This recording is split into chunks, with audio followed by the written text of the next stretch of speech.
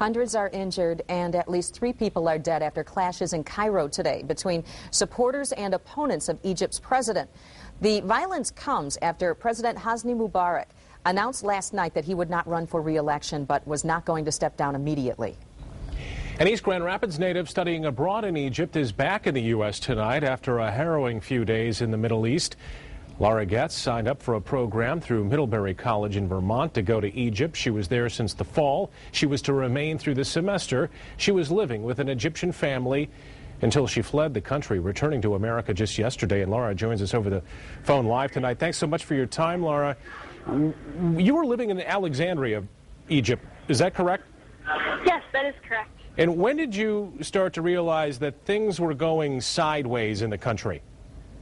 I think it probably really started after, obviously on the 25th, it became very clear that, the Egyptians were very serious in coming together and, demanding that Mubarak leave, the presidency immediately. And then it was a little quieter in Alexandria after that, but really the Friday following the 25th, things really picked up and, a huge number of people took to the streets, but there were still, some clashes with the police. But I think it was definitely once, a lot of the police stations had been burned down, and so a lot of buildings were being looted. Some people had obtained weapons from the police stations. So at least in terms of nighttime, things had started getting awfully dangerous. And so as things, progressed between continuing protests, classes had been closed or had been canceled, they began to realize that we might need to reevaluate. And I can imagine just by looking at some of the pictures that this was a tense situation. Did you ever fear for your own personal safety?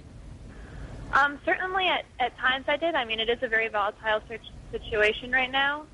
And so we definitely needed to be careful and definitely think carefully about everything we did. But at the same time, I want to mention that, despite the fact that there were a small group of people, looting and, causing some havoc in the city, most of the everyday Egyptians were, very, very impressive, coming together, uniting despite, all of this. And they would form, watch groups in the communities where people of all classes, of all professions, of all ages would come down, stand in front of the buildings with whatever weapons they could find, whether it was a brick or, a really big stick, and, take shifts and protect their buildings and their families and their neighbors from anyone who might come through the community.